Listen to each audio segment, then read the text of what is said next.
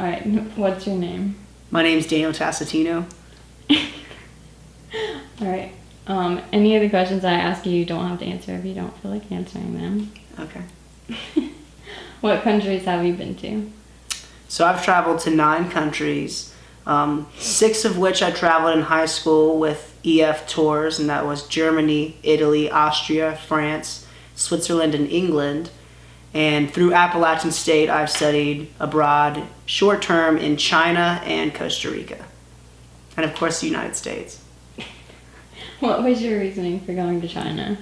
So the College of Business at Appalachian State has a program called Holland Fellows. It's a program where 12 students are selected through an application process to collaborate with a university in China known as Fudan University. It's one of the top business universities in China.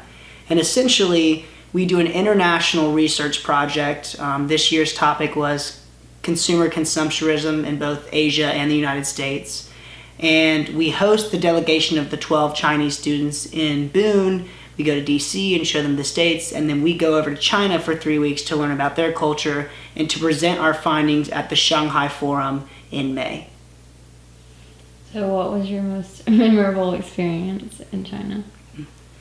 I think one of my most memorable experiences in China is probably not necessarily one single place that I went or event, but it was a certain conversation that I had. So I had a exchange partner named Susan. Her Chinese name was Gua Sunan. And I remember talking to her after I came back from Tiananmen Square in China, in Beijing, about why they had their great leader Mao's tomb in the middle of Tiananmen Square, which is kind of like their capital, their White House. And I thought it was interesting because in the United States, I had always been taught that Mao, was leader of the Great Cultural Revolution, and he essentially burned China's history and tried to establish fear within the people so that they wouldn't become what's known as a rightist or a capitalist, so that he could save communism. And it's very frowned upon in the United States what Mao did. Well, I asked Susan why did they have Mao's body, and she looked at me and she said, the United States presidents and the United States itself has done really bad things in the world, but they're covered up and misconstrued to look positive in your eyes. And I think at that point, it allowed me to see things more in a global mindset so that I was able to think outside of just the box that I was taught here in the United States. How do you think you'll use what you learned in the future? I think that as an international business major and a supply chain minor, I will most likely be doing business in China. After this project, I've been able to learn a lot about the business process. We were able to meet with different entrepreneurs, different people in China, and we were able to understand that when doing business internationally, it's so important to understand the host country's culture and customs before you enter there, because if you don't, you could really disrespect someone and it could really make the business not be able to come through. Where did you most recently study abroad? Most recently, I studied abroad in Costa Rica with the College of Business at Appalachian State. It was a group of 17 of us and a local brewer, Don Cox. He owns Bald Guy Brewery. And we went to study the supply chain of coffee. What was your most memorable experience in Costa Rica? I think my most memorable experience in Costa Rica was when we went to a coffee farm and we actually were able to pick the coffee cherries with the coffee workers. I think it was really amazing to put in perspective what migrant workers really have to do on a daily basis, and to be able to see and experience that is something I will cherish for the rest of my life. Do you think you'll be able to apply what you learned in Costa Rica in the future? I definitely think that being a supply chain management minor, an international business major, that I'll be able to use the different experiences that I've taken from Costa Rica in my business field. I'm actually a barista. I've been one for 4 years, and coffee is something that I definitely want to go into. So kind of seeing firsthand how unjust and unethical parts of the supply chain of coffee, but also, other areas of business, it's definitely something that I will use in the future.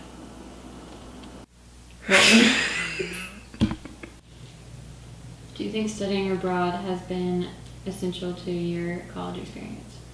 I think studying abroad both in China and Costa Rica, have been the best part of my college experience. I've had the honor of working in a lot of different places and having a lot of different experiences shape me as I've developed through my college career. But I think that studying abroad gives you a perception that you simply can't learn in the textbook. It gives you hands-on experience with a completely different group of people than you're used to interacting with. It's something that I feel every person should do. And actually, I plan to study abroad for my last semester in the fall in Chile. And that will be my third study abroad with Appalachian State University. So I definitely do think it has been very beneficial. What are you going to be doing in Chile? In Chile, I will be simply just studying Spanish. So I have 12 credit hours of Spanish left for my minor, and I want to go down there and learn about the culture, the business environment, and just rather than having these kind of quick short-term study abroads, I really want a long-term immersion into a country so I can truly see what it's like to live and adjust in a country. Would you recommend studying abroad to other students? I would definitely recommend studying abroad to everyone. I paid for all of my experiences myself. You know, I'm a college student as well. I'm working. But financial aid can be applied to study abroad. There's a lot of scholarships as well.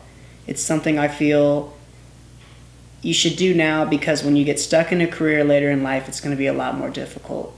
And going with your university is something that is almost, you can't really put into words. What advice would you give someone who's about to go on a study abroad trip?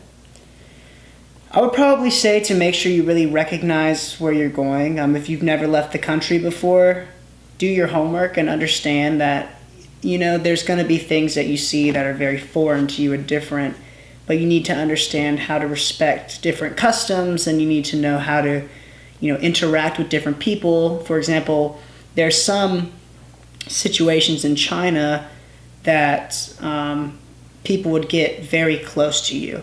And in the United States, we are very about personal space and different things, but going to China, I had to recognize and learn beforehand that that's appropriate in their society, and I'm going to have to be okay with that. So understanding the challenges you're going to face before you face them, I mean, as many as you can.